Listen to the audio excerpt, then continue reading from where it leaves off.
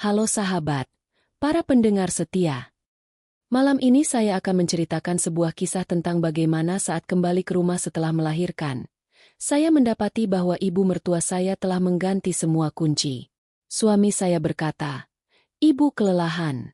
Beliau butuh suasana yang sunyi. Pulanglah dulu ke rumah orang tuamu." Tanpa pikir panjang, saya segera menjual apartemen itu dan membuat mereka semua terusir ke jalan Jakarta. Puncak musim hujan di antara akhir tahun dan awal tahun baru. Angin lembab yang menusuk berembus di sela-sela menara apartemen yang baru dibangun. Udaranya tidak sedingin es, tapi cukup untuk membuat punggungku merinding.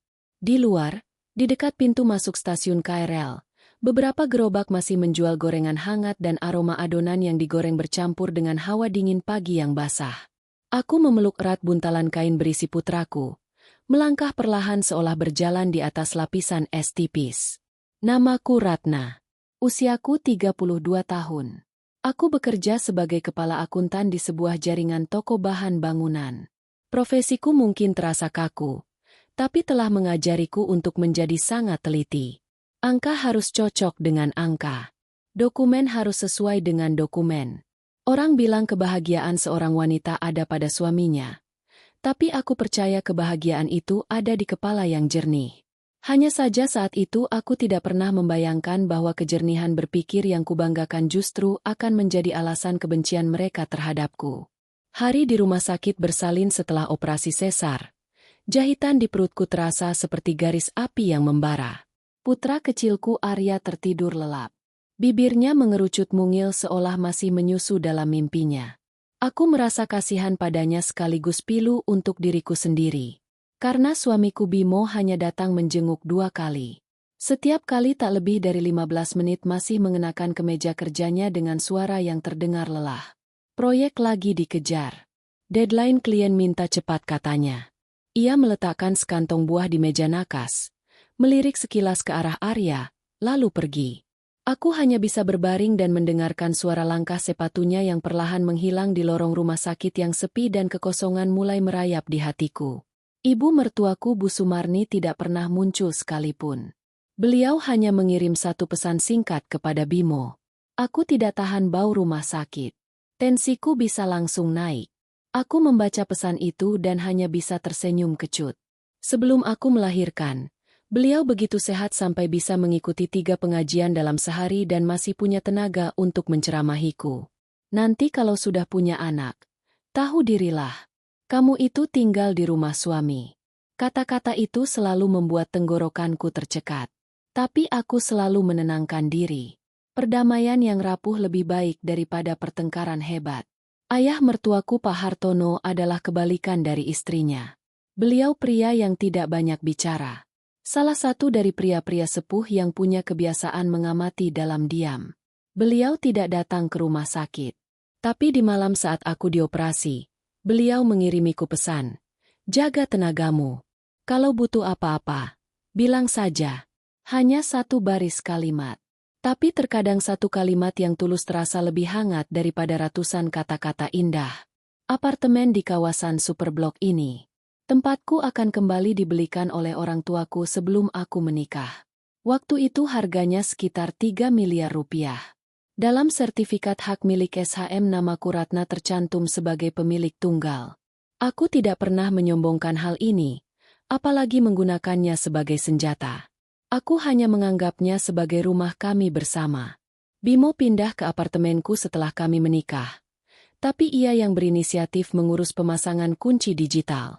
Katanya laki-laki lebih paham soal teknologi. Akhirnya semua hak admin, kemampuan mengubah kode dan mendaftarkan sidik jari ada di ponselnya. Aku menanggapinya dengan santai. Rahasia apa yang mungkin ada di antara suami dan istri? Tapi kenyataannya, sejak usia kandunganku memasuki bulan ke-7, Bimo berubah. Ponselnya selalu diletakkan dengan layar menghadap ke bawah. Setiap kali ada notifikasi, ia akan langsung menyambarnya dan pergi ke balkon. Suatu hari, aku bertanya dengan nada bercanda, "Siapa sih yang kirim pesan sampai kamu begitu menjaganya?" Ia membentak, "Kamu tidak ada kerjaan lain ya?" Hanya 1 kalimat, tapi rasanya seperti tamparan. Aku bukan tipe wanita yang suka membuat drama cemburu atau menggeledah barang-barang orang lain. Tapi semua ada batasnya. Perasaan tidak enak mulai tumbuh di hatiku. Tipis seperti kertas rokok. Jika disentuh akan sobek. Di hari kepulanganku dari rumah sakit, aku mencoba meyakinkan diri. Yang penting sampai di rumah. Minggu-minggu pertama setelah melahirkan. Yang terpenting adalah istirahat. Bayi butuh ibu yang sehat. Ibu butuh ASI yang lancar dan semangkuk sop ayam hangat. Aku memesan taksi. Sopirnya melihatku membawa buntalan bayi dan tas besar berisi popok bertanya dengan prihatin. Suaminya kemana, Mbak? Aku mencoba berkelakar lagi kerja. Pak. Kataku dan aku sendiri merasa geli. Kalimat itu terdengar seperti meme di internet. Sibuk adalah alasan universal yang dipakai seseorang untuk meninggalkanmu kedinginan. Taksi berhenti di lobi apartemen. Aku berjalan melewati resepsionis, menyapa singkat, dan masuk ke dalam lift. Setiap angka yang berganti di layar, jantungku berdebar kencang. Berhenti di depan pintu apartemenku, aku menarik napas dalam-dalam, masih berpegang pada harapan. Sebentar lagi aku akan membuka pintu dan di dalam akan tercium aroma pembersih lantai dan sop ayam hangat. Bimo ada di sana dan meskipun mungkin ia tidak terlalu gembira, setidaknya ia akan membantuku membawa barang-barang. Aku menekan kode yang biasa ku gunakan. Kunci berkedip merah. Aku menekannya sekali lagi perlahan memastikan setiap angkanya benar. Merah lagi. Tanganku menjadi dingin dan jahitan di perutku terasa nyeri seolah ada yang menarik benangnya dengan kasar. Aku menyandarkan keningku ke pintu yang dingin, mendengarkan detak jantungku yang menggila. Kata orang, rumah adalah tempat kau selalu bisa kembali. Saat itu kalimat itu terdengar seperti sebuah kemewahan yang tak terjangkau. Aku baru saja akan mengeluarkan ponsel untuk menelepon Bimo ketika terdengar langkah kaki dari dalam. Bunyi klik pelan dan pintu mulai terbuka. Begitu celah pintu muncul, hawa hangat dari dalam menerpa wajahku. Tapi aku sama sekali tidak merasa lebih hangat karena di ambang pintu berdiri Bimo mengenakan kaos oblong abu-abu, celana pendek, dan sandal jepit. Ia menatapku yang sedang memeluk putra kami dengan satu tangan dan menjinjing tas di tangan yang lain. Dan ia bahkan tidak punya refleks untuk membantu. Tatapannya bukan tatapan seorang pria yang baru saja menjadi ayah dan jelas bukan tatapan suami yang melihat istrinya pulang setelah operasi besar. Tatapannya kosong. Seolah semuanya sudah diputuskan dan tidak ada lagi yang perlu dibicarakan. Bimo bersandar di kusen pintu dengan santai seperti seorang pemilik rumah sejati dan mengucapkan satu kalimat dengan nada sedingin es. Kamu jangan masuk dulu. Aku pikir aku salah dengar. Sambil berusaha berbicara dengan tenang agar tidak membangunkan Arya, aku bertanya, apa katamu? Aku baru pulang dari rumah sakit. Arya butuh tidur. Aku butuh berbaring. Biarkan aku masuk. Bimo tidak bergeming. Ia melirik buntalan di tanganku lalu membuang muka, seolah takut pada tatapan yang membawa tanggung jawab itu. Ibu, sekarang tinggal di sini, ucapnya perlahan. Seakan sudah berlatih di depan cermin. Akhir-akhir ini tensi darahnya tinggi. Dokter di klinik sebelah bilang beliau butuh istirahat total. Kalau bayinya menangis di malam hari, ibu tidak akan bisa tidur dan bisa kena stroke. Untuk sementara, kamu dan Arya tinggal di rumah orang tuamu saja. Aku mendengarkan dan tenggorokanku terasa kering. Baru 2 hari yang lalu, Bu Sumarni menelepon Bimo. Suaranya terdengar sangat bersemangat saat menceritakan bahwa ia sedang makan sop buntut di sebuah kafe. Jika dengan tensi setinggi itu beliau masih punya tenaga untuk membahas sop buntut, berarti kondisinya memang sangat serius. Aku menahan diri dan bertanya langsung. Untuk sementara itu sampai kapan? Bimo memutar bola matanya. Seolah pertanyaanku adalah gangguan yang menyebalkan. Sampai anaknya besar setahun mungkin 2 tahun. Jawabnya dengan nada acuh tak acuh. Aku membeku setahun, 2 tahun. Ia mengatakannya dengan begitu mudah. Seolah sedang membicarakan rencana pergi ke mal. Aku tertawa pelan. Tapi tawa itu tercekat di tenggorokan dan rasanya lebih menyakitkan daripada tangisan. Kamu dengar tidak apa yang kamu katakan? Tanyaku. Suaraku bergetar karena sakit hati dan kelelahan. Aku baru operasi sesar 3 hari yang lalu. Anak ini masih sangat kecil dan kamu menyuruhku pergi untuk 1 atau 2 tahun. Bimo mengangkat bahu dan sikapnya yang dingin membuat wajahku terasa panas. Ia bahkan menambahkan dengan nada menggurui. Kamu itu menantu. Harusnya kasihan sama ibu. Beliau sudah tua. Bagaimana bisa tahan mendengar tangisan bayi? Saat itu dari dalam apartemen terdengar suara Bu Sumarni yang nyaring. Suara yang terlalu sehat untuk orang sakit. Bimo. Benar. Aku ini sudah tua. Butuh ketenangan. Kalau malam-malam aku dengar tangisan bayi, tensiku bisa naik. Kalau terjadi apa-apa denganku, kamu yang tanggung jawab. Lagi pula, popok-popok itu bau. Rumah ini baru saja dibersihkan.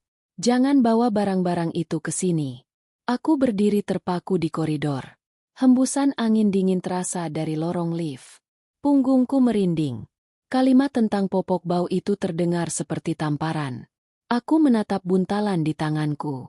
Pada putraku yang sedang tidur dan aku merasa malu. Bukan malu karena miskin atau punya kekurangan. Tapi malu karena aku diperlakukan seperti barang kotor. Aku menarik napas dalam-dalam. Profesi sebagai akuntan telah mengajariku satu hal. Ketika seseorang mencoba membuatmu bingung, kau harus menjaga pikiranmu sejernih mungkin. Aku berkata, masih mencoba berbisik agar tidak membangunkan Arya. Apartemen ini atas namaku. Aku tidak sedang bertamu. Aku hanya pulang ke rumahku sendiri. Mendengar itu, wajah Bimo menjadi gelap. Ia merendahkan suaranya. Tapi ada nada ancaman yang jelas di dalamnya. Tidak usah pamer sertifikat di sini. Aku ini suamimu dan rumah ini milik kita bersama. Masalah keluarga harusnya diselesaikan di dalam keluarga. Aku menatap lurus ke matanya. Selama beberapa detik, aku teringat malam-malam di usia kehamilan 8 bulan. Aku berbaring miring, sesak napas. Sementara dia memunggungiku asyik dengan ponselnya. Teringat aroma parfum wanita lain di kemejanya saat ia pulang dari acara kantor dengan klien. Teringat bagaimana ia saat berbicara di telepon di balkon menggumamkan kalimat. Iya, nanti kalau dia sudah melahirkan baru aku putuskan. Waktu itu aku berpikir itu hanya kecurigaanku saja. Kata orang, istri yang bijak tidak akan mengubah dirinya menjadi detektif. Tapi sekarang aku sadar aku tidak curiga berlebihan. Aku hanya terlalu lambat menyayangi diriku sendiri. Bu Sumarni keluar dari apartemen dan berdiri di belakang Bimo. Penampilannya sama sekali tidak terlihat seperti orang sakit. Rambutnya disanggul tinggi. Ia mengenakan sweater wol merah dan kalung emas berkilauan di lehernya. Setelah memandangku dari atas sampai bawah, ia mencibir. Jangan mentang-mentang apartemen ini dibelikan orang tuamu. Sekali kamu jadi menantu di keluarga kami, hiduplah sesuai aturan kami. Apa yang aku katakan itu yang akan Bimo lakukan. Mendengar itu, dadaku terasa sesak. Aku memanggilnya ibu selama bertahun-tahun. Aku selalu bersikap sopan di setiap acara keluarga dari tahlilan hingga lebaran, kue-kue lebaran, angpau untuk keponakan, semua aku yang siapkan. Dan sekarang ia berdiri di hadapanku dan berbicara seolah aku orang asing yang datang untuk menghancurkan rumahnya. Aku menjawab dengan jelas. Saya sedang menggendong cucu Anda. Saya hanya butuh berbaring. Jika ibu butuh ketenangan, saya dan bayi akan berada di kamar dengan pintu tertutup. Saya tidak akan membuat keributan. Bu Sumarni tersenyum sinis. Kalau dia menangis di balik pintu tertutup, bagaimana? Kamu pikir apartemen ini kedap suara seperti hotel? Sudah ku bilang, pulanglah ke rumah orang tuamu. Bimo menyambung. Suaranya terdengar seolah memberi restu. Sudah, pulanglah ke rumah orang tuamu. Akhir pekan nanti kalau aku sempat, aku akan mampir. Bilang ke orang tuamu untuk menyiapkan makanan yang enak. Kalimat itu seperti siraman air es. Aku menatap Bimo lalu Bu Sumarni. Dan untuk pertama kalinya dalam hidupku, aku mengerti arti kata kejam. Kekejaman tidak perlu teriakan atau makian. Cukup dengan mengatakannya dengan nada yang tenang. Putraku masih tertidur. Bibirnya bergerak-gerak. Dadanya yang kecil naik turun. Tiba-tiba aku berpikir, jika aku berdiri di sini 10 menit lagi di tengah angin ini, dia bisa masuk angin. Dan jika aku menundukkan kepala dan patuh pulang ke rumah orang tuaku, mereka akan merasa menang dan tidak akan berhenti sampai di sini. Semakin lama kau hidup, semakin kau mengenal watak orang. Pepatah lama itu muncul di kepalaku. Pahit, tapi benar. Aku tidak berteriak atau berdebat. Aku hanya mundur setengah langkah, memeluk putraku lebih erat dan mengeluarkan ponsel. Jari-jariku gemetar karena lelah. Tapi suaraku tidak. Aku menekan nomor hotline, badan pengelola apartemen yang tertempel di dinding lift dan berkata dengan jelas, seolah sedang membacakan laporan. Halo, ini Ratna, pemilik unit nomor sekian di lantai sekian. Ada konflik di depan pintu saya. Saya tidak diizinkan masuk ke apartemen saya sendiri. Saya mohon pihak pengelola untuk naik ke atas untuk menertibkan situasi dan membuat berita acara. Bimo tersentak. Ratna, apa yang kamu lakukan? Aku menatapnya. Mataku begitu tenang sampai aku sendiri. Aku tidak melakukan apa-apa. Aku bertindak sesuai aturan. Kemudian aku menekan nomor telepon polisi sektor terdekat. Nada tunggu yang panjang bergema di koridor yang dingin seperti jendrang yang ditabuh sebelum pertempuran penentuan dimulai. Begitu nada tunggu di telepon berhenti, udara di koridor terasa semakin berat. Aku masih berdiri di sudut dekat tangga darurat, terlindung dari angin sambil memeluk putraku. Hawa dingin merayap di balik jaket tipisku, tapi aku takut memeluknya terlalu erat. Khawatir membuatnya tidak nyaman. Aku hanya berusaha bernapas dengan teratur seperti setiap kali aku menyelesaikan laporan keuangan kuartalan. Kuncinya adalah ketenangan. Satu angka yang salah dan seluruh sistem akan runtuh. Bimo keluar dari apartemen, tapi tangannya masih berpegangan pada kusen pintu. Seolah takut aku akan menyelinap masuk. Ia merendahkan suaranya, mencoba berbicara dengan nada kepedulian yang mengancam. Ratna, sadarlah. Menelepon pengelola polisi. Kita bisa malu dilihat seluruh penghuni. Ibu sudah tua. Kamu hanya akan memperkeruh suasana. Aku menatap lurus ke matanya. Sebuah pepatah melintas di kepalaku. Di bibir ada madu. Di hati ada empedu. Kamu mengatakan hal-hal yang sangat benar. Jawabku dengan suara pelan yang sama agar tidak membangunkan Arya.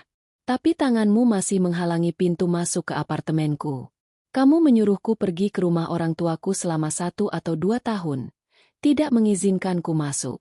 Apa yang harus kulakukan untuk menjaga nama baik? Berdiri di sini dan memohon izin darimu. Bimo mendecahkan lidahnya. Ia jelas kesal karena aku tidak tunduk.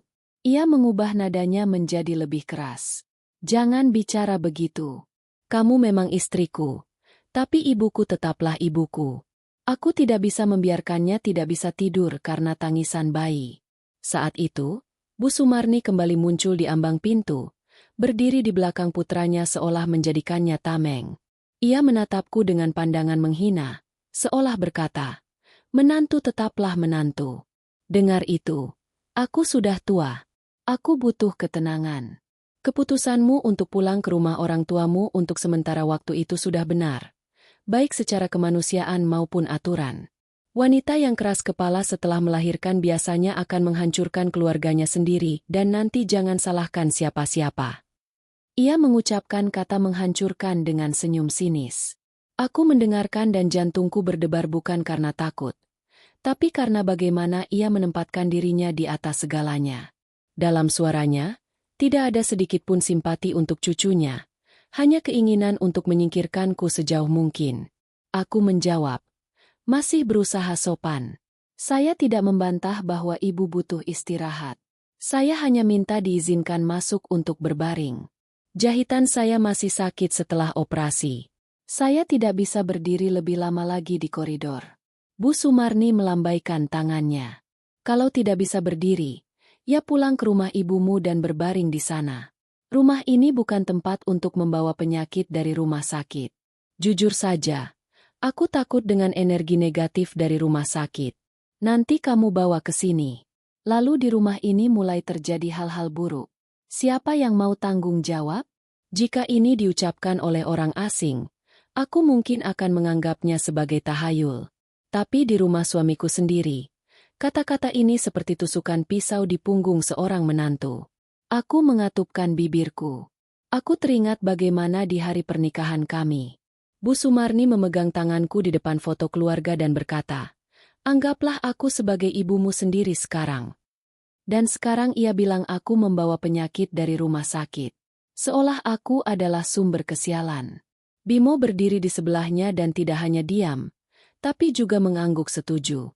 Aku menatapnya dan aku merasa geli. Bukan karena lucu, tapi karena aku pernah percaya bahwa ia akan menjadi pelindungku. Ternyata dialah yang mendorongku ke tengah angin dingin ini. Aku berkata dengan lebih jelas, "Bimo, kamu bilang ibu butuh ketenangan, tapi ibu sekarang berdiri di sini dan berbicara dengan suara sangat keras. Apakah ini terlihat seperti orang yang butuh ketenangan?" Bu Sumarni langsung meninggikan suaranya. "Kamu kurang ajar. Berani kamu bicara seperti itu pada mertuamu?"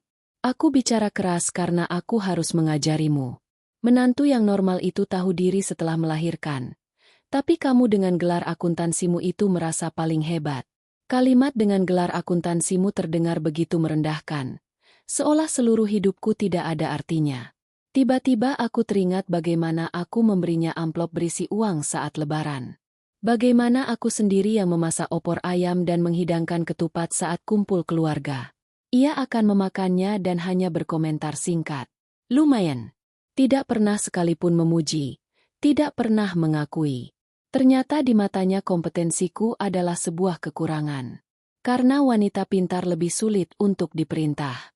Bimo menghela napas berat dan berbalik ke arahku dengan nada menuduh. "Nah, lihat kan kamu mulai membuat keributan dan ibu jadi tidak enak badan. Pulanglah ke rumah orang tuamu. Bersabarlah. Aku janji akhir pekan nanti aku akan datang." Aku menatapnya dan sadar bahwa janjinya tidak lebih berharga dari tisu bekas. Selama 3 hari di rumah sakit, ia juga berjanji akan datang, tapi kemudian menghilang. Waktu itu aku menghibur diri dengan berpikir bahwa pekerja proyek memang selalu sibuk. Sekarang aku mengerti seseorang sibuk atau tidak itu tergantung pada keinginannya. Aku tidak lagi berdebat. Aku berkata singkat dan langsung pada intinya. "Aku tidak butuh janjimu. Aku butuh hak untuk masuk ke rumahku sendiri." Bimo mengerutkan kening. Suaranya menjadi lebih keras. "Kamu sudah kelewatan? Kamu mau membuatku terlihat jahat di depan para tetangga?" Aku tertawa pelan, tapi tidak ada kegembiraan dalam tawa itu. "Kamu tidak perlu dibuat terlihat jahat. Kamu sudah sangat baik melakukannya sendiri." Hening sejenak. Bu Sumarni melirik ke koridor, melihat pintu lift terbuka dan beberapa tetangga keluar masuk. Ia segera mengubah taktik dan beralih ke peran sebagai korban. Sambil memegang dadanya, ia mulai meratap. "Ya Tuhan, malang sekali nasib anakku. Menikah dengan wanita keras kepala seperti ini, baru saja melahirkan sudah memanggil polisi untuk mertuanya sendiri." Aku mendengarkan dan punggungku terasa dingin. Hidup ini terasa seperti pertunjukan murahan. Orang-orang berganti topeng begitu cepat sampai aku tidak sempat bereaksi. Tapi aku mengerti satu hal. Semakin lama aku mencoba menjelaskan, semakin dalam aku akan terperosok dalam perangkap mereka. Beberapa orang tidak butuh kebenaran, mereka butuh penonton. Aku mundur setengah langkah lagi, menjaga jarak. Aku tidak membiarkannya menyentuhku dan tidak membiarkan Bimo merebut ponselku.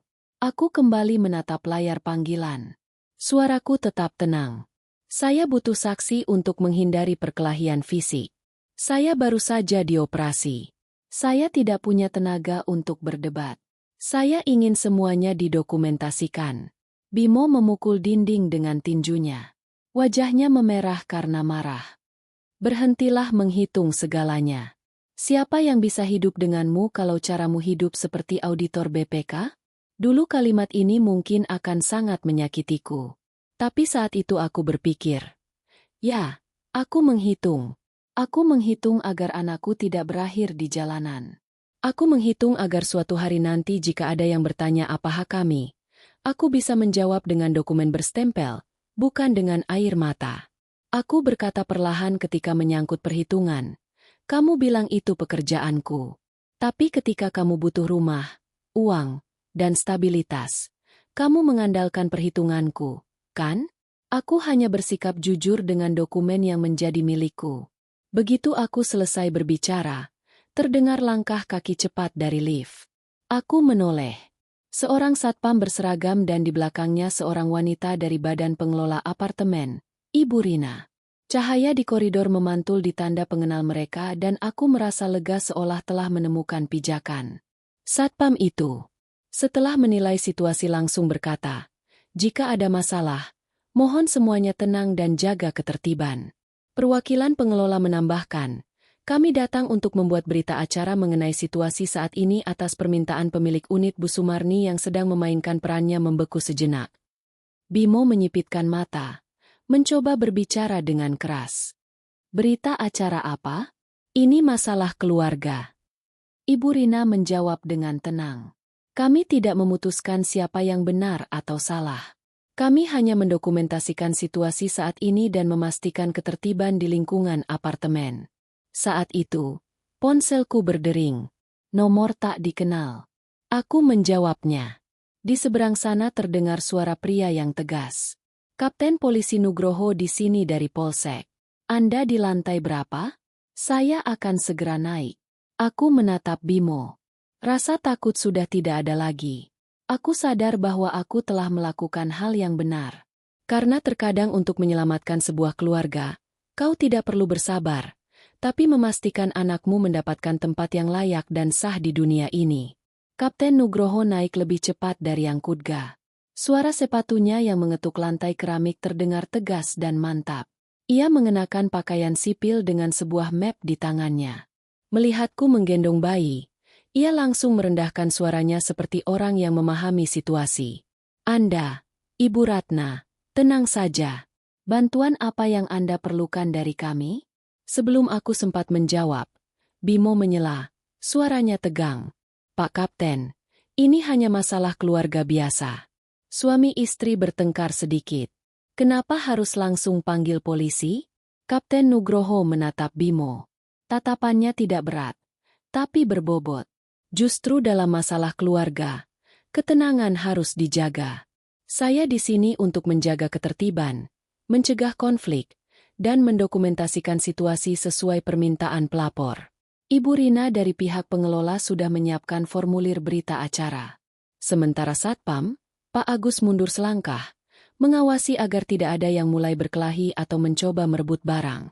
Aku merasa suaraku sedikit serak karena terlalu lama berdiri di udara dingin, tapi aku berusaha berbicara dengan jelas. 3 hari yang lalu saya menjalani operasi sesar. Saya tidak diizinkan masuk ke apartemen saya sendiri. Saya ingin pihak pengelola dan polisi menjadi saksi atas fakta ini agar tidak terjadi hal-hal yang tidak diinginkan. Bayi saya masih kecil. Saya khawatir dia kedinginan. Kapten Nugroho mengangguk dan bertanya, "Apakah Anda pemilik sah apartemen ini?" Aku tidak langsung mengeluarkan semua dokumen seperti saat menghadapi klien di kantor. Ini bukan soal laporan akuntansi. Ini soal hidupku. Aku menyerahkan Arya sejenak kepada Ibu Rina.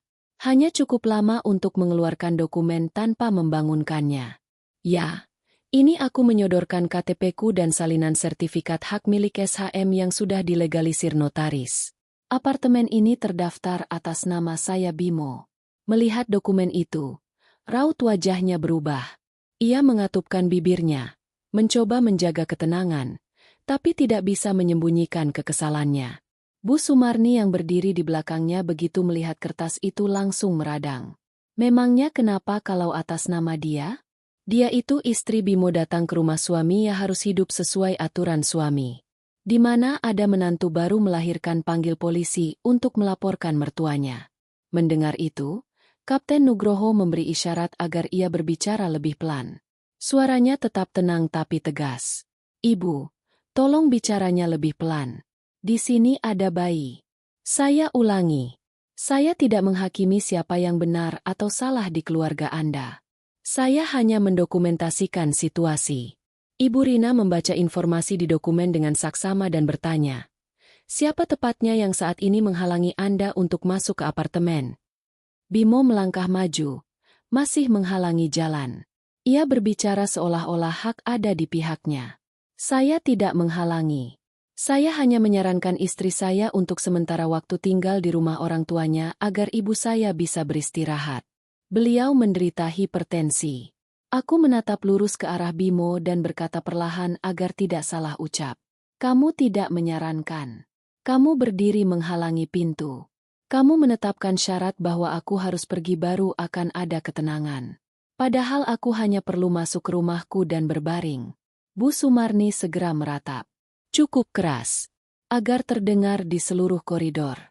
Ya Tuhan, dia mau masuk rumah ini untuk membuat mertuanya mati. Dia ingin aku tidak bisa tidur supaya aku kena serangan jantung. Ibu Rina mendekatinya dan berkata pelan. Ibu Sumarni, mohon jaga ketenangan. Aku merasakan ada gumpalan di tenggorokanku.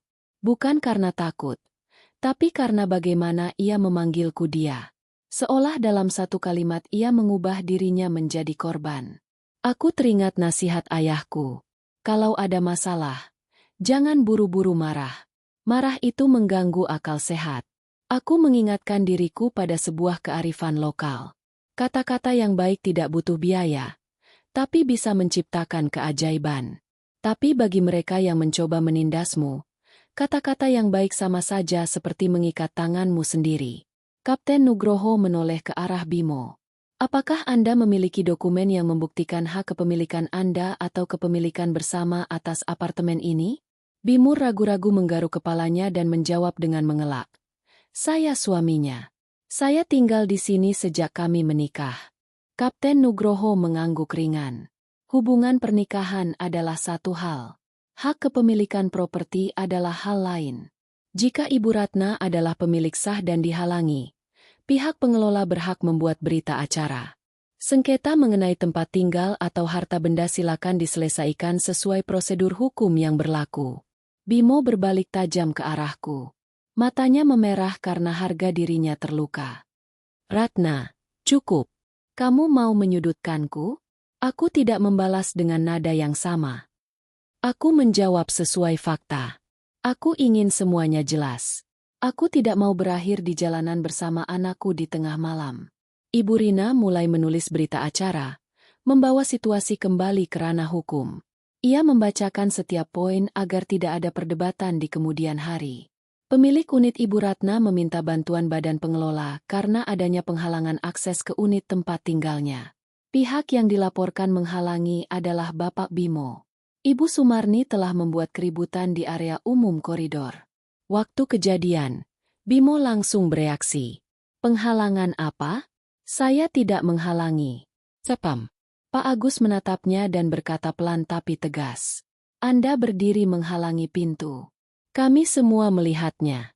Kalimat itu membuat Bimo terdiam. Bu Sumarni beralih ke air mata. Ia cepat-cepat mengusap matanya dan meratap. Aduh, malangnya nasibku. Menantuku mengusir mertuanya ke jalan. Dosa apa aku di masa tua ini? Aku menatapnya dan aku merasa kasihan padanya. Tapi hanya kasihan karena ia terbiasa menggunakan air mata sebagai senjata. Aku tidak ingin mengusirnya. Aku hanya ingin ia mengembalikan hakku untuk menjadi seorang ibu. Hak untuk berada dengan tenang di rumahku sendiri. Kapten Nugroho bertanya padaku. Ibu Ratna, bagaimana Anda ingin menyelesaikan situasi ini sekarang? Aku menatap putraku. Ia masih tertidur, tapi bibirnya bergerak-gerak, seolah akan menangis. Aku tidak bisa berdiri lebih lama lagi. Aku menjawab dengan tegas, tapi sopan. Saya menuntut akses segera ke dalam apartemen. Saya menuntut penggantian silinder kunci untuk keamanan. Barang-barang pribadi Bimo dan Ibu Sumarni akan saya serahkan nanti di hadapan perwakilan dari badan pengelola. Mata Bimo melotot. Kamu serius mau ganti kunci? Kamu mau mengusirku ke jalan? Kapten Nugroho segera menengahi dengan nada netral.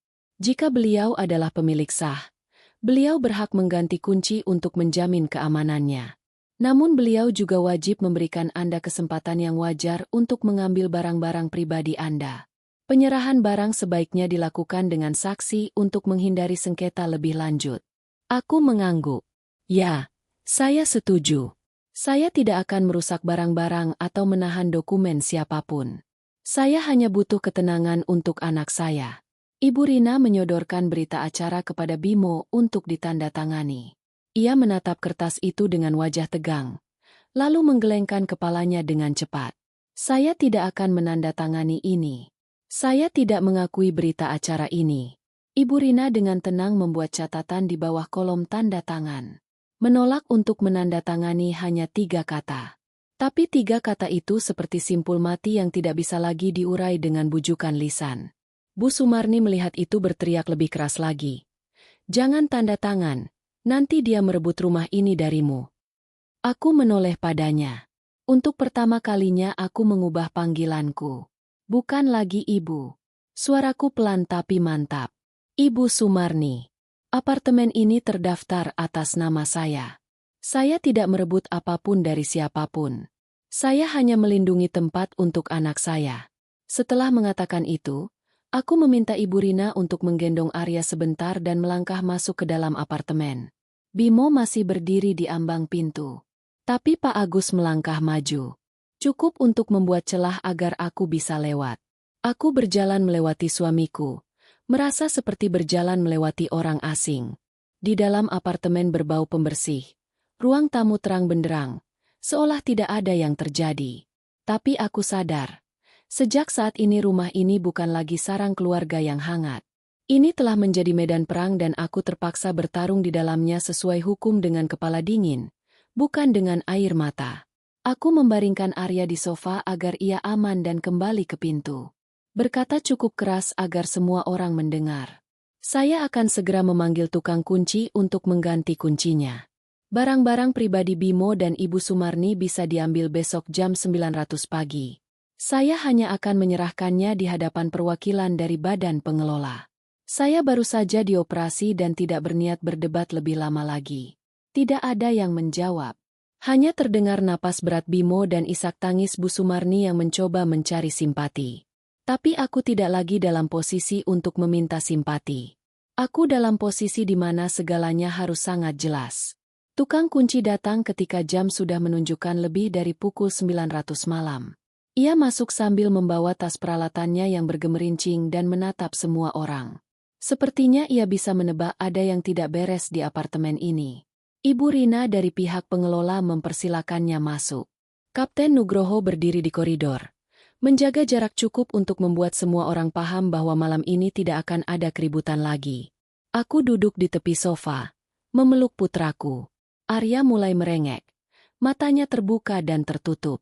Entah karena kedinginan atau karena bau pembersih yang menyengat. Aku membenarkan bedongnya, memeluknya ke dada, dan mulai menepuk punggungnya pelan. Saat itu, segalanya bagiku bermuara pada satu hal. Jangan biarkan dia menangis. Jika dia menangis, Bu Sumarni akan punya alasan untuk menggelar pertunjukan berikutnya tentang tekanan darahnya. Dan aku sudah tidak punya tenaga untuk bermain dalam teaternya. Bimo berdiri di dekat pintu. Wajahnya merah padam. Ia meremas ponselnya dengan gugup. Ia menatap tukang kunci itu seolah melihat penyusup dan berkata dengan kasar. Kenapa Anda mengganti kunci? Saya sudah tinggal di apartemen ini bertahun-tahun. Tukang kunci itu berhenti dan menatap Ibu Rina. Ibu Rina menjawab dengan gaya profesionalnya. Laksanakan tugas Anda sesuai permintaan pemilik. Kehadiran polisi menjamin legalitasnya. Lakukan saja pekerjaan Anda. Bimo menoleh ke arahku. Ratna, kamu sudah sejauh ini. Kamu mau membuatku terlihat seperti numpang di mata semua orang? Aku mengangkat kepala, tidak terpancing emosi dan menjawab singkat dan jelas. Aku tidak membuat siapapun terlihat seperti apapun.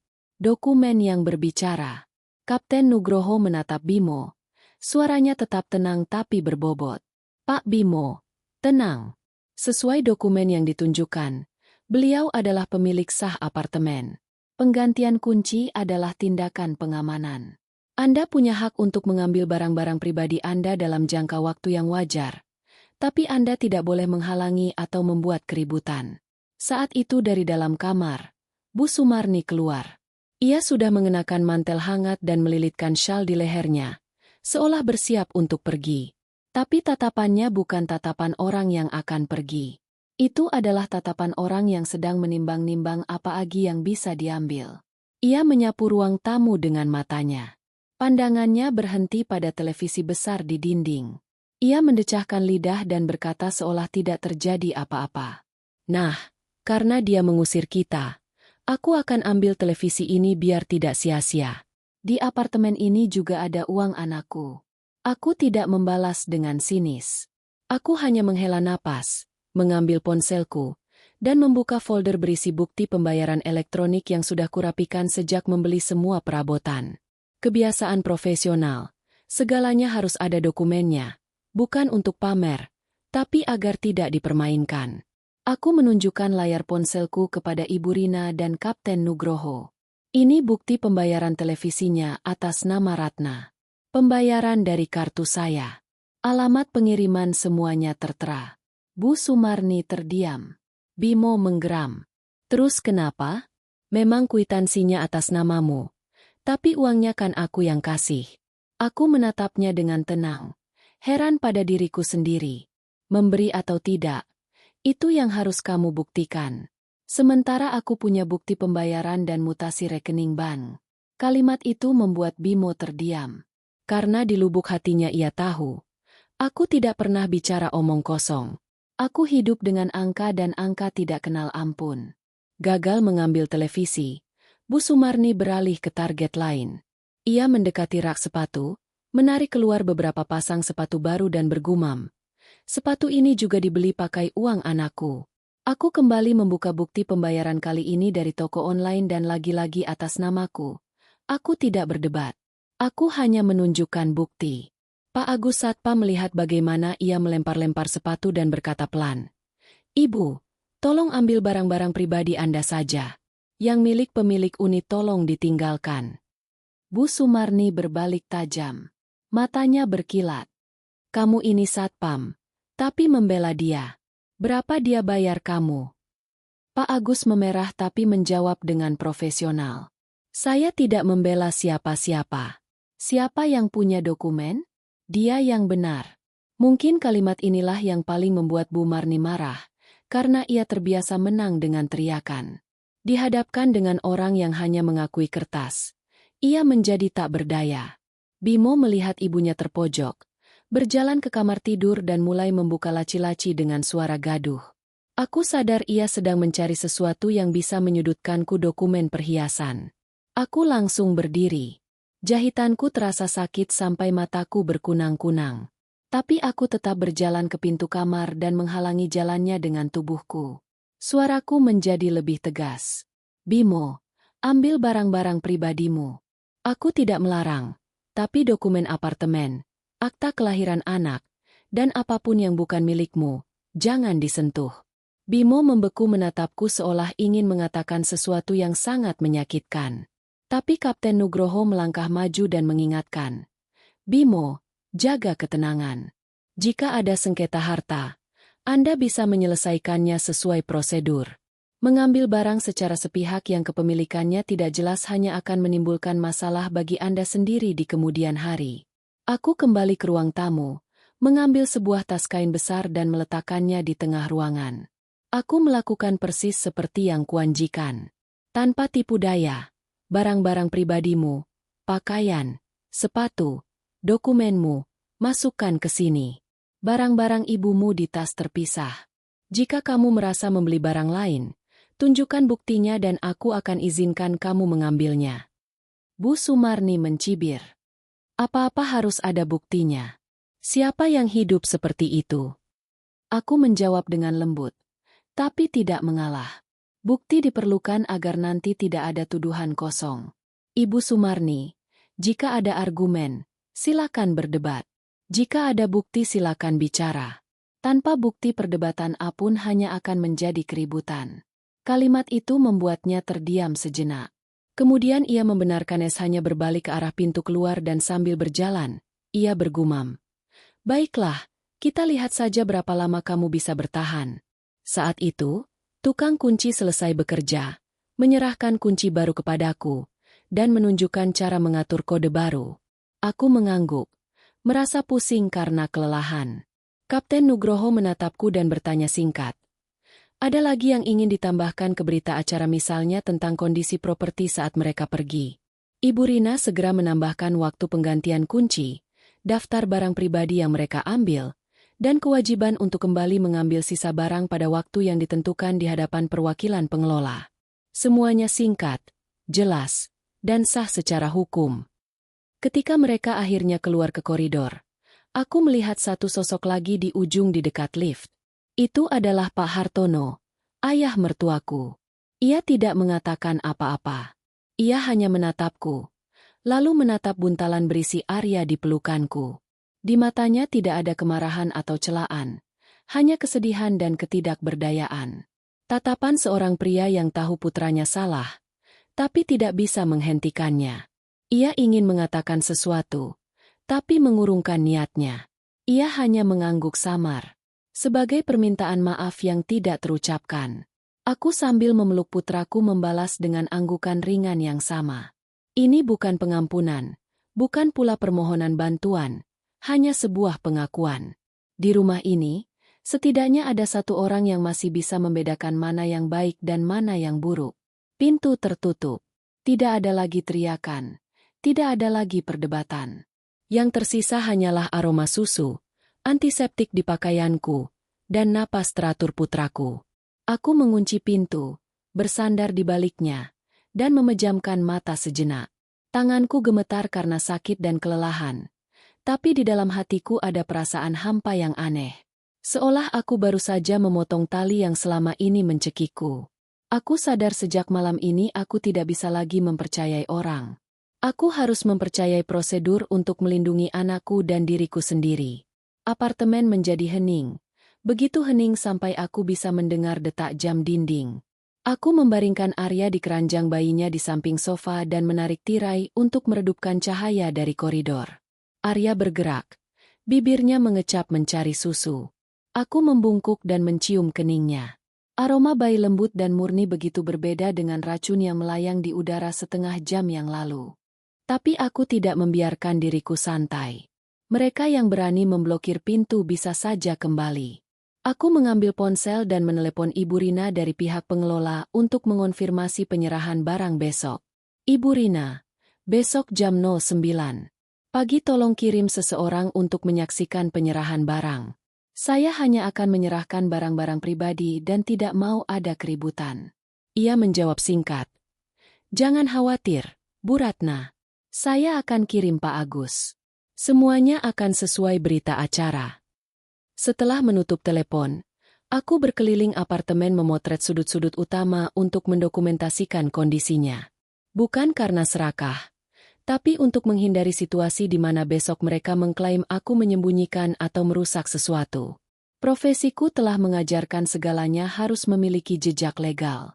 Jahitan operasiku terasa nyeri dan aku harus bersandar di meja untuk bisa berdiri tegak. Aku menggendong putraku untuk menyusuinya. Ia menyusu dengan lahap. Matanya setengah terpejam. Melihat mulutnya yang mungil, aku menyadari satu kebenaran sederhana. Kau bertanggung jawab atas anakmu. Aku yang melahirkannya dan aku wajib menjadi kuat dan bijaksana. Ponsel bergetar lagi. Pesan singkat dari Bimo. Kamu sudah kelewatan? Besok kita bicara. Tidak ada satu kata pun tentang putranya. Tidak ada pertanyaan apakah aku kesakitan? Hanya kita bicara. Seolah ia memanggil bawahannya ke ruangannya. Aku tidak menjawab.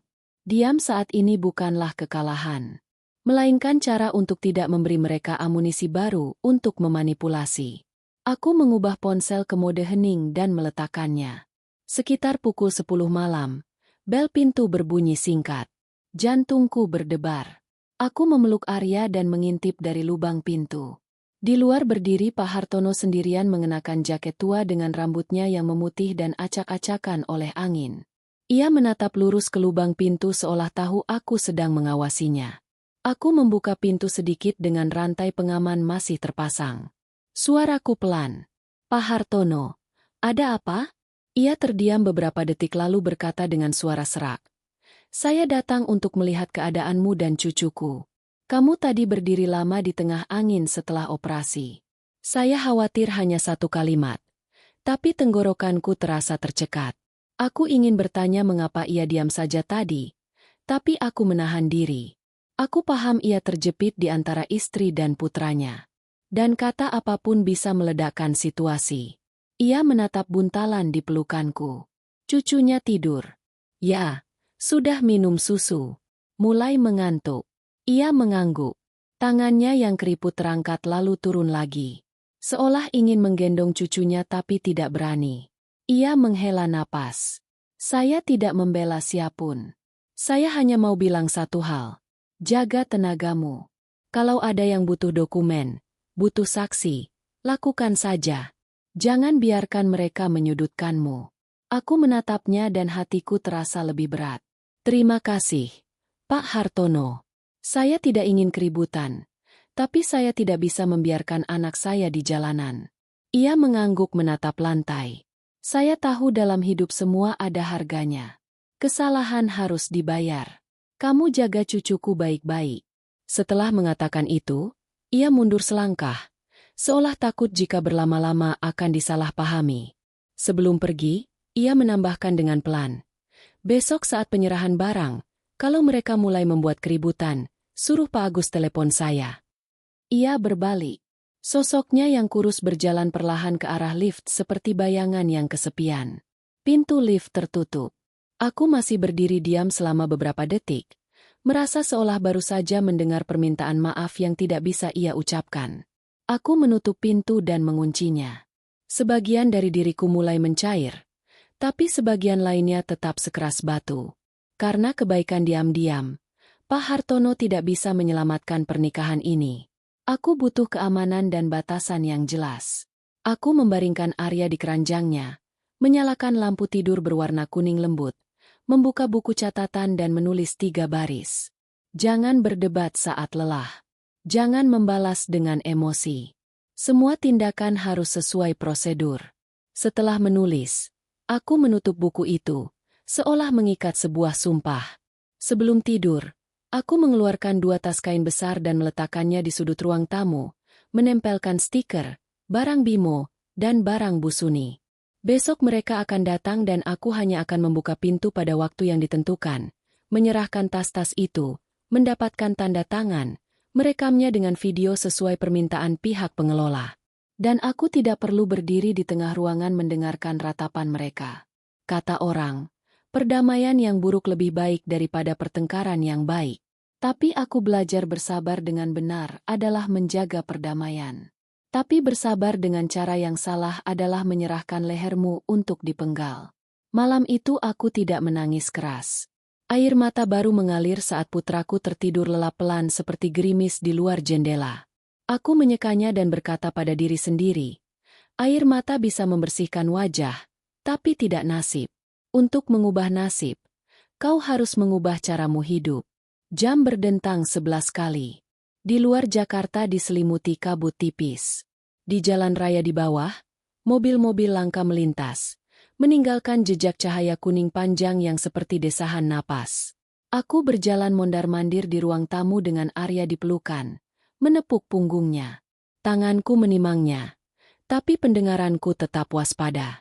Bukan karena paranoia, tapi karena aku baru saja belajar sebuah pelajaran yang sangat mahal. Jika kau tidak melindungi pintu rumahmu sendiri, orang lain akan menutupnya untukmu sesuai keinginan mereka. Arya kembali tertidur. Kepalanya terkulai. Aku membaringkannya di keranjang, membenarkan selimutnya. Setelah itu aku duduk di sofa dan menghela napas panjang. Jahitanku terasa ditarik seolah ada yang memainkan benangnya dan aku ingin sekali memejamkan mata dan menyerah. Tapi bagaimana bisa menyerah? Jika kau menyerah, semua akan menimpamu. Aku membuka ponsel, tidak lagi membaca pesan dari Bimo. Aku melakukan hal lain. Aku mulai menulis, membuka aplikasi catatan, dan mengetik seolah sedang menyusun laporan. 2010 tiba di depan pintu. Kunci tidak berfungsi. 2012 Bimo membuka pintu, tidak mengizinkan masuk. 2015. Bu Sumarni menyebut bau popok, menuntut saya pergi ke rumah orang tua. 2025 menelepon badan pengelola, 2033. Polisi tiba 2545. Berita acara dibuat, 2130. Penggantian kunci. Aku tidak menambahkan emosi. Hanya fakta. Emosi bisa diperdebatkan, tapi waktu dan peristiwa lebih sulit disangkal. Pelajaran ini juga kudapat dari akuntansi. Semakin kering angkanya, semakin sulit dibantah. Setelah selesai, aku menyimpan catatan itu, mengambil tangkapan layar dari berita acara yang dikirim Ibu Rina di grup WhatsApp penghuni dan memasukkan semuanya ke dalam folder terpisah dengan nama yang jelas. Aku bahkan dengan hati-hati membuat salinan cadangan di email pribadiku. Mungkin ada yang bilang ini berlebihan, tapi lebih baik berhati-hati daripada menyesal. Lebih baik dianggap teliti daripada bodoh. Aku berdiri untuk menuangkan segelas air hangat. Dapur terasa terang, tapi hatiku gelap. Di lemari masih ada sekantong beras dan beberapa bungkus mie instan, bahan makanan yang kubeli minggu lalu berencana memasak bubur untuk bulan pertama Arya. Aku menatap kantong beras itu lama dan hatiku terasa hampa. Ternyata seberapun telitinya kau merencanakan, cukup satu perbuatan jahat untuk membuat segalanya kehilangan makna. Ponsel bergetar lagi. Kali ini panggilan dari Bu Sumarni. Aku menatap layar dan tidak menjawab. Aku tahu menjawab berarti membuka pintu bagi racun mereka. Aku membiarkan telepon berdering 3 kali lalu menolaknya. Segera setelah itu masuk sebuah pesan singkat. Tapi berbisa. Hebat. Melahirkan cucu hanya untuk mempermalukan ibunya di depan seluruh apartemen. Aku membacanya dan tanganku sedikit gemetar. Bukan karena takut, tapi karena marah. Mereka berbicara tentang cucu dengan nada seolah itu adalah sebuah hutang. Aku meletakkan ponsel dan memijat pelipisku dengan 2 jari. Mengulangi dalam hati, marah itu api. Kalau kau terbawa, kau akan terbakar sendiri.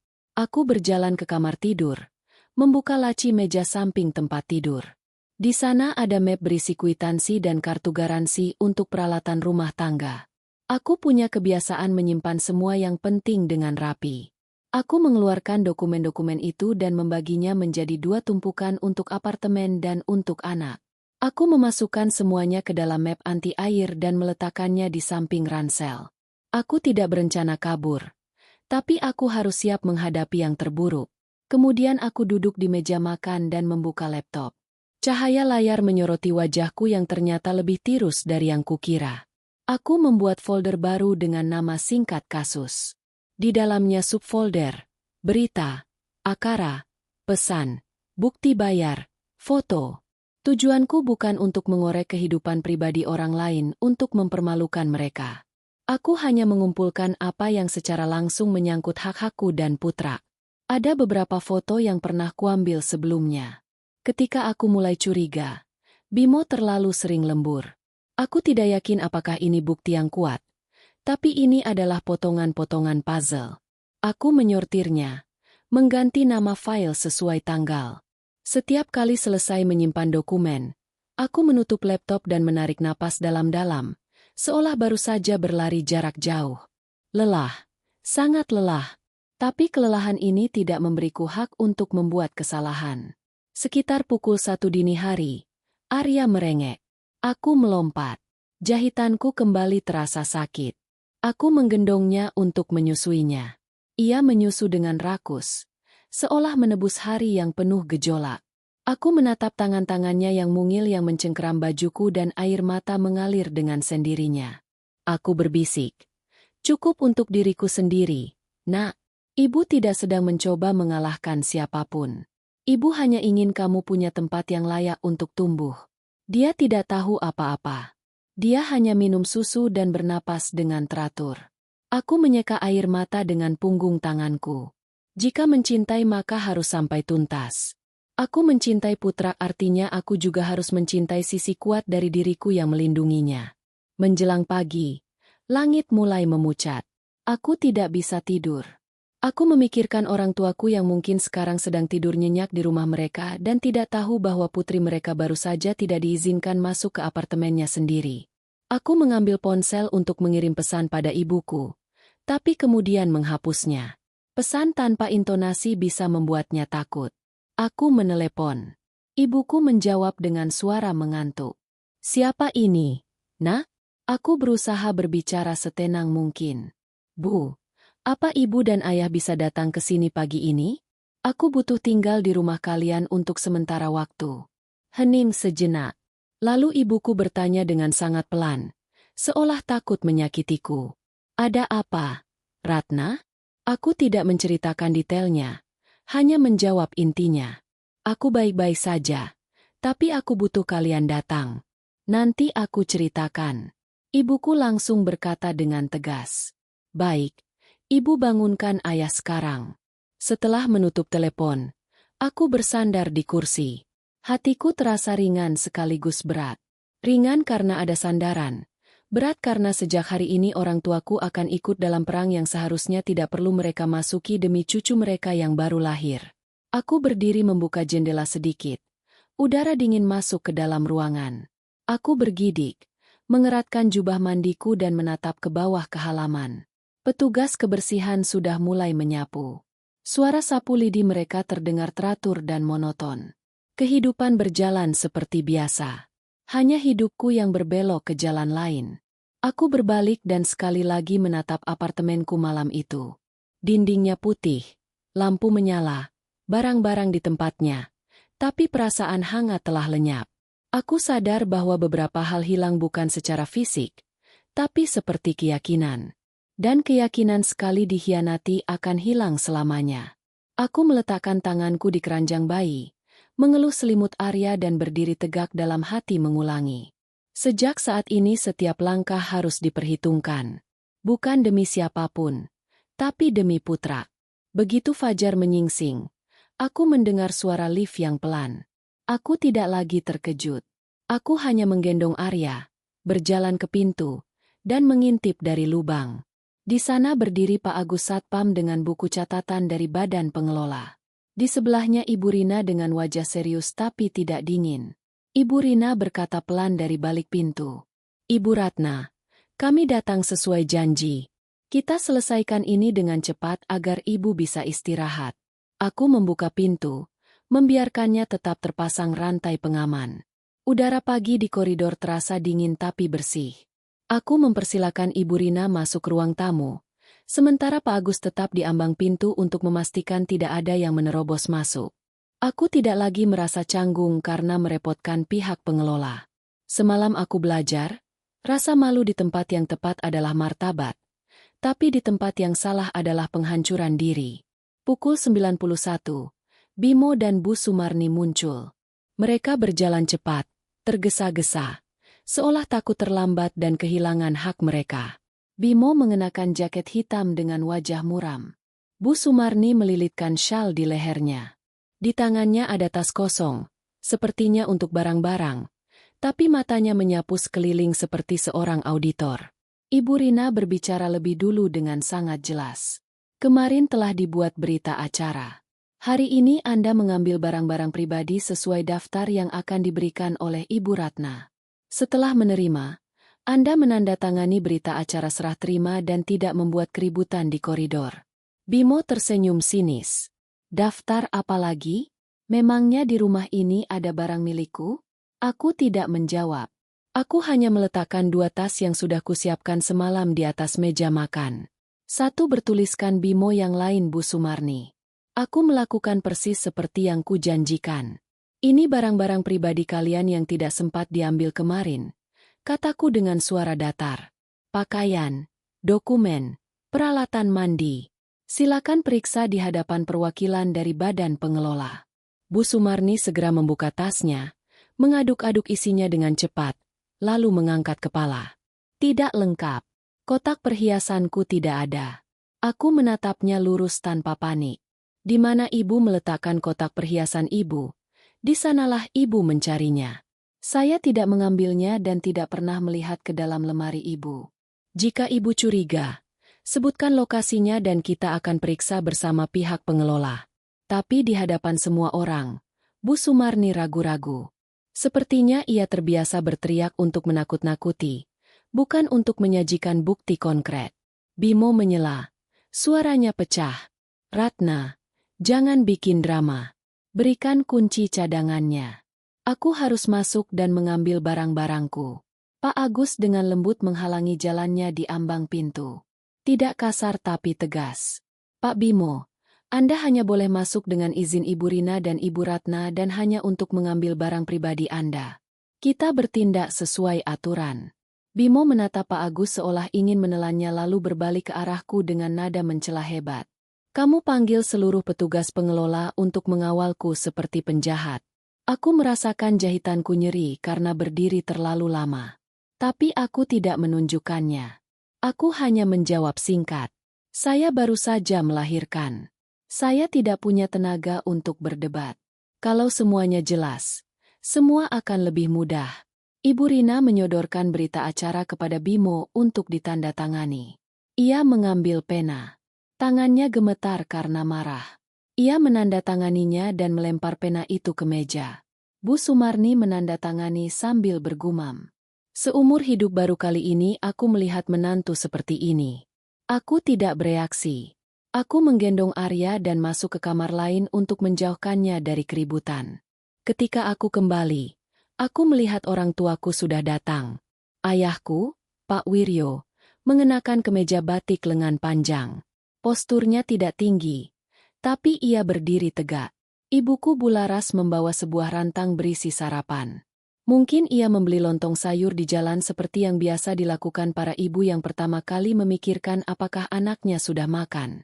Ayah tidak menatap Bu Sumarni lama-lama. Ia menatap Bimo. Tatapannya setenang baja.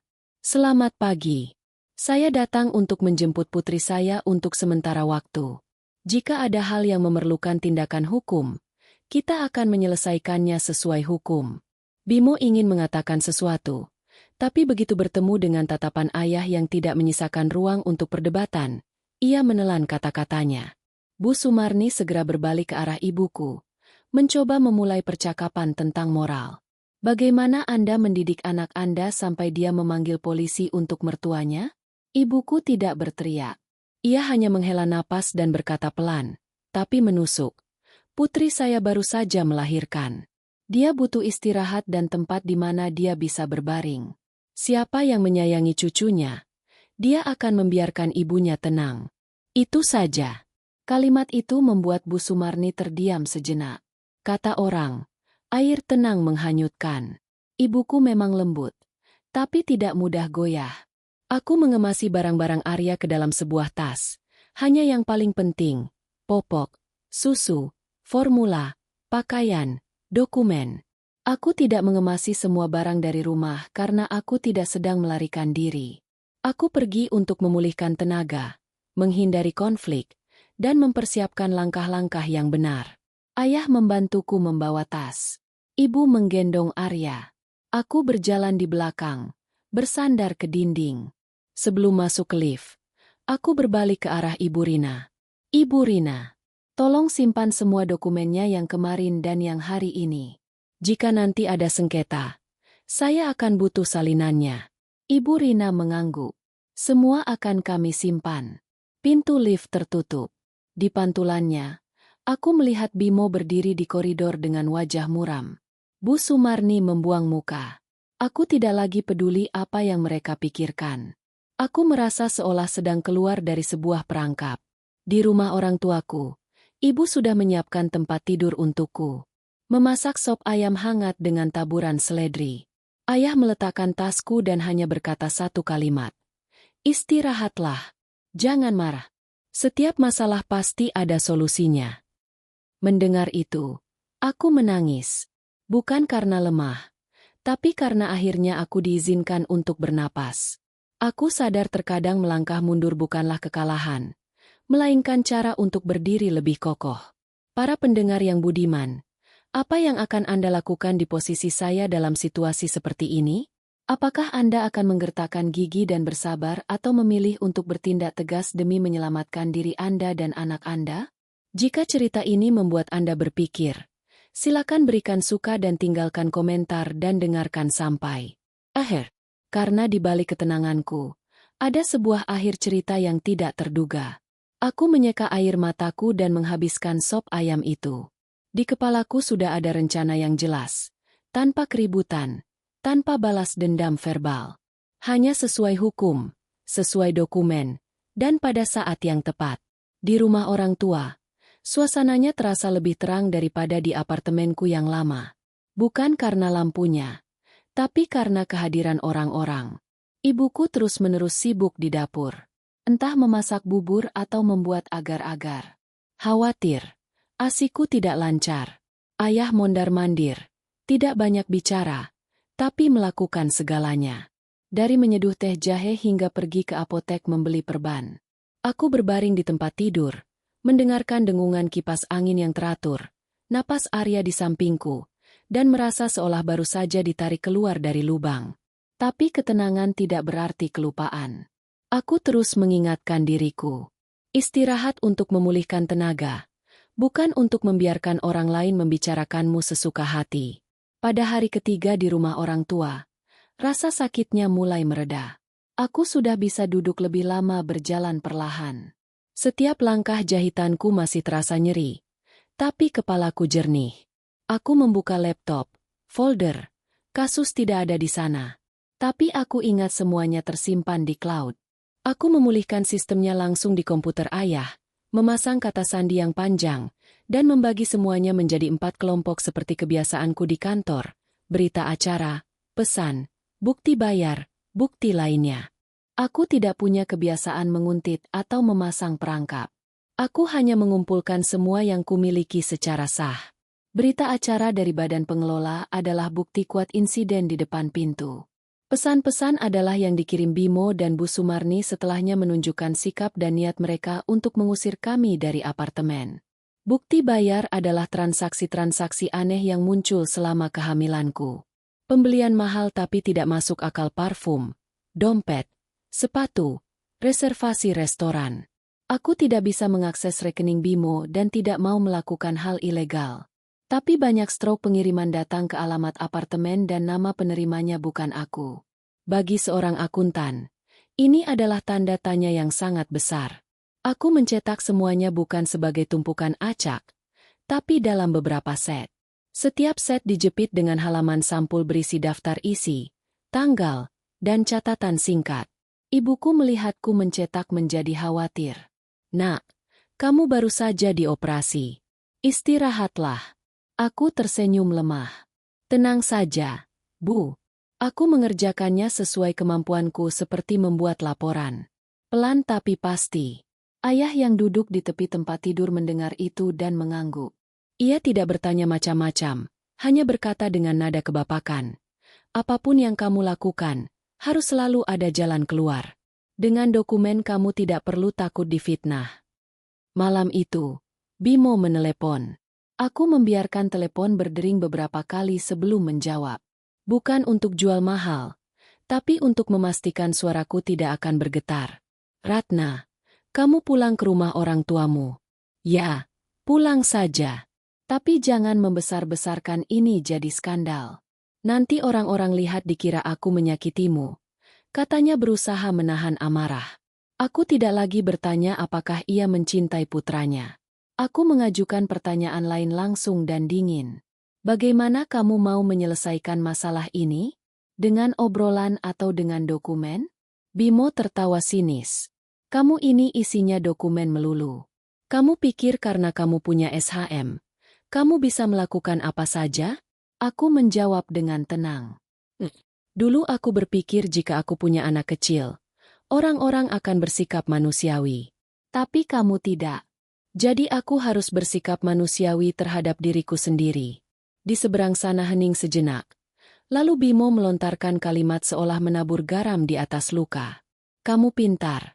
Tapi tidak ada yang suka wanita yang terlalu pintar." Ia menutup telepon. Tidak mau berdebat lebih jauh. Aku sadar bagi Bimo kepintaranku adalah duri. Tapi bagiku saat itu adalah pelampung penyelamat. Terima kasih telah mendengarkan sampai akhir. Semoga Anda semua sehat selalu dan damai sejahtera.